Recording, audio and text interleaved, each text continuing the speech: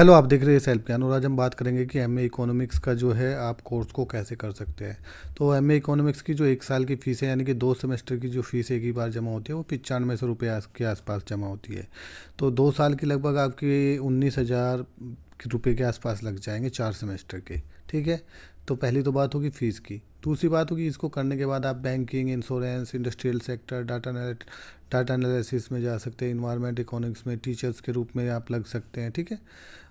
Policy बनाने वाले practitioners के रूप में आप काम कर सकते हैं क्योंकि आप एमए इकोनॉमिक्स के क्वालिफाइड हैं। ठीक है। तो अब बात आती है कि इसमें सिर्फ आपको क्या करना होता है। इसमें कोई ज़्यादा आपको स्कूल वगैरह जाने की ज़रूरत नहीं होती है। आपको सिर्फ एग्ज़ाम देने होते हैं और असाइनमेंट सबमिट करने होते हैं। असाइनमेंट एक दिन में जाके सबमिट हो जाते हैं।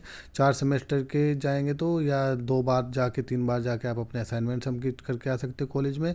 और एग्ज़ाम जो होते हैं वो दे सकते हो। अपने सिर्फ एग्ज़ाम देने होते हैं। साल में लगभग आपको 5 6 7 एग्ज़ाम होंगे, वो आपको कंप्लीट करने हैं। ठीक है।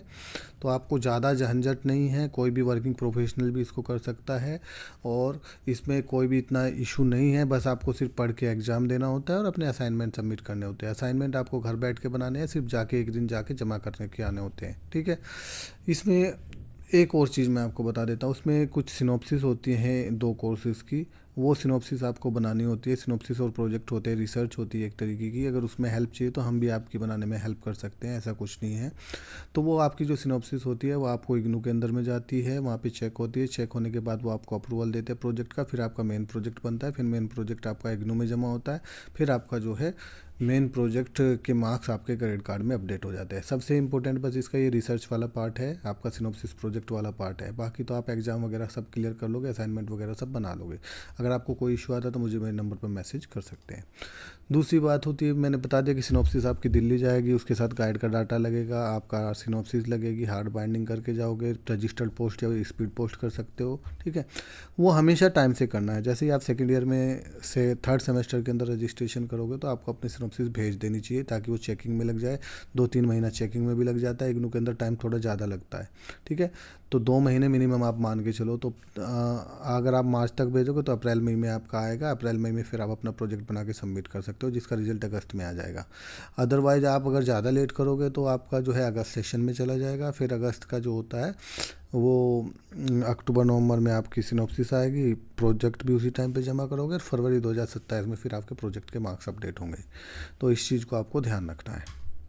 कॉमन मिस्टेक जो स्टूडेंट करते हैं वो यही करते हैं कि प्रॉपर बनाते नहीं हैं, उनको पता नहीं होता।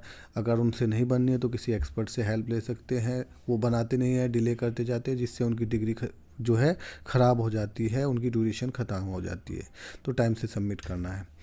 अगर आप देख सकते हैं कि मैंने अपने स्टूडेंट का अप्रूवल डाला हुआ है, 100% अप्रूवल है सेल्फ ज्ञान का। हाई क्वालिटी की एक्सपर्ट गाइडेंस के साथ आपको सिनॉप्सिस प्रोजेक्ट बना के दिए जाते हैं।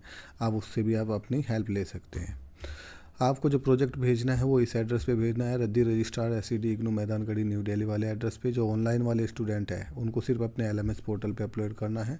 मई से पहले सबमिट कर दोगे तो जून रिजल्ट के साथ आ जाएगा। नवंबर से पहले सबमिट कर दोगे तो दिसंबर एग्ज़ाम के साथ आपका रिजल्ट आ जाएगा। और इसमें एक इम्पॉर्टेंट चीज़ है, जब आप अपने एग्ज़ाम फॉर्म भरोगे तो उसमें प्रोजेक्ट की फ़ीस आता है 300 रुपये, वो एक कोड का। तो वो आपको प्रोजेक्ट की फ़ीस पक्का भरनी है और उसकी कॉपी जो आपके प्रोजेक्ट में लगेगी उसको संभाल के रखना है। फिर भी आपको कोई भी इशू आए तो मुझे इस नंबर पर मैसेज कर सकते हैं।